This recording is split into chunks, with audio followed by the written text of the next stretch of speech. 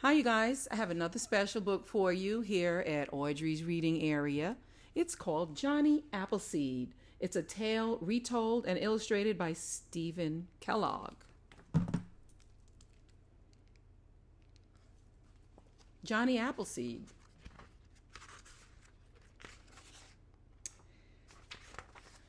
It says John Chapman, who later became known as Johnny Appleseed.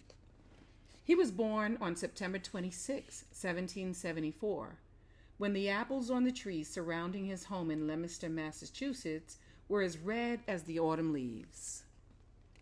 Johnny's first years were hard. His father had left the family to fight in the Revolutionary War, and his mother and his baby brother both died before his second birthday.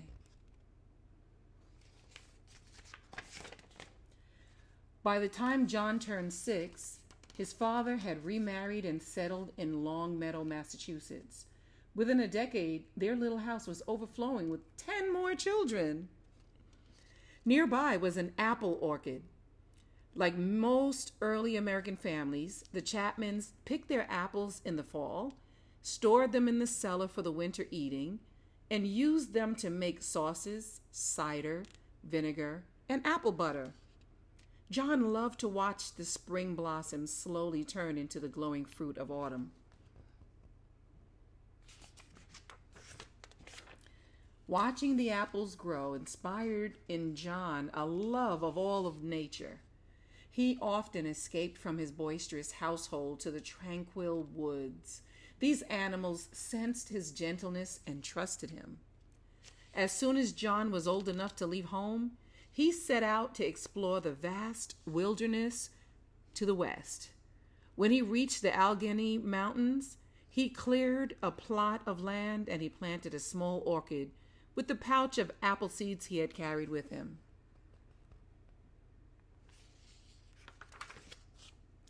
John walked hundreds of miles through Pennsylvania forest, living like the Indians he befriended on the trail. As he traveled, he cleared the land for many more orchids. He was sure the pioneer families would be arriving before long, and he looked forward to supplying them with apple trees.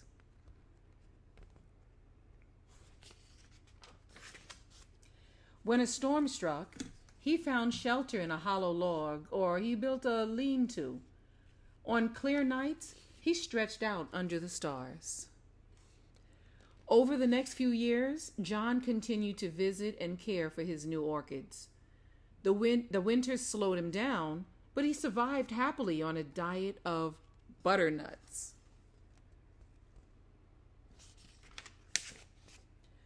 One spring, he met a band of men who boasted that they could lick their weights in wildcats.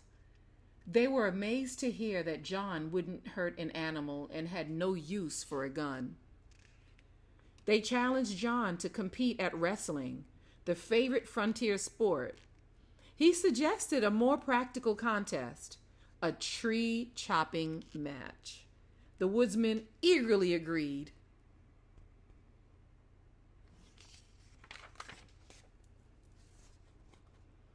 I guess that's what their contest looked like.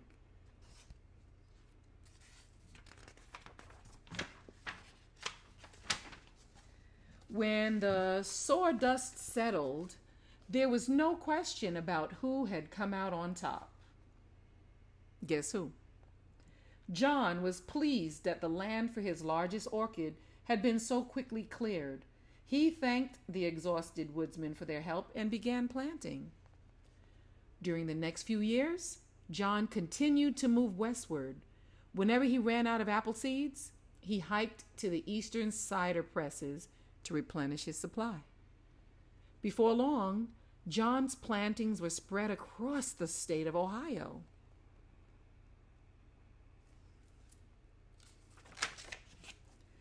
Meanwhile, pioneer families were arriving in search of home sites and farmland. John had located his orchids on the routes he thought they'd be traveling. As he had hoped, the settlers were eager to buy his young trees.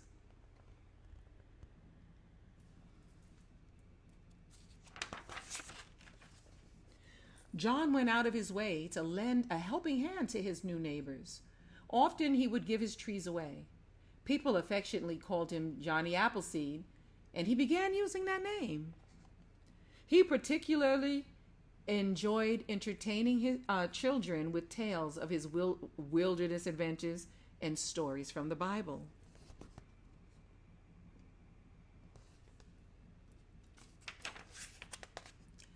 In 1812, the British incited the Indians to join them in another war against the Americans.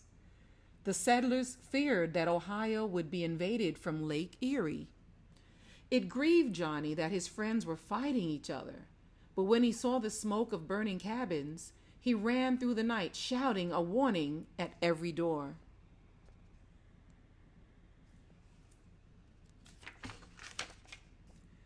After the war, people urged Johnny to build a house and settle down. He replied that he lived like a king in his wilderness home, and he returned to the forest he loved. During his long absences, folks enjoyed sharing their recollections of Johnny. They retold his stories, and sometimes they even exaggerated them a little bit.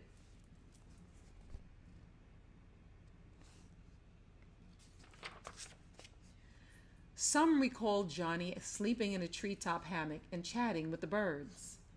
Others remembered that a rattlesnake had attacked his foot. Fortunately, Johnny's feet were as tough as elephant's hide, so the fangs did not penetrate.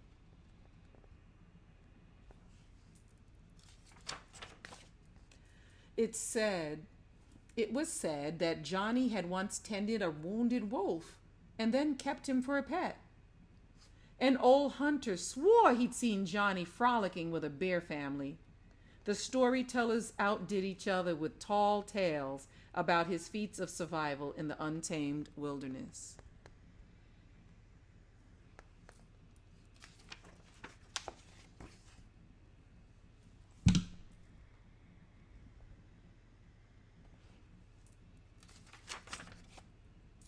As the years passed, Ohio became too crowded for Johnny. He moved to the wilds of Indiana, where he continued to clear land for his orchids. When the settlers began arriving, Johnny recognized some of the children who had listened to his stories. Now they had children of their own.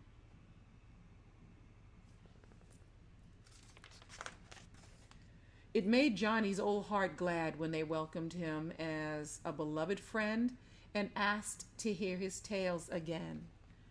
When Johnny passed 70, it became difficult for him to keep up with his work.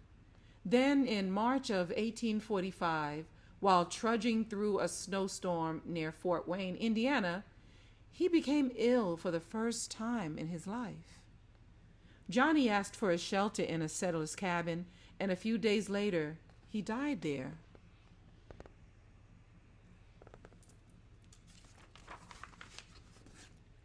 Curiously, Johnny's stories continued to move westward without him. Folks maintained that they'd seen him in Illinois or that he'd greeted them in Missouri, Arkansas, or Texas. Others were certain that he planted trees on the slopes of the Rocky Mountains or in California's distant valleys. Even today, people still claim they've seen Johnny Appleseed.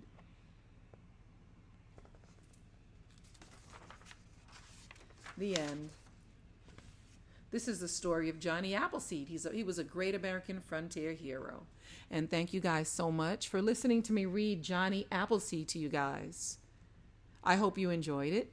And don't forget to hit that subscribe button. Audrey's Reading Area. Thank you.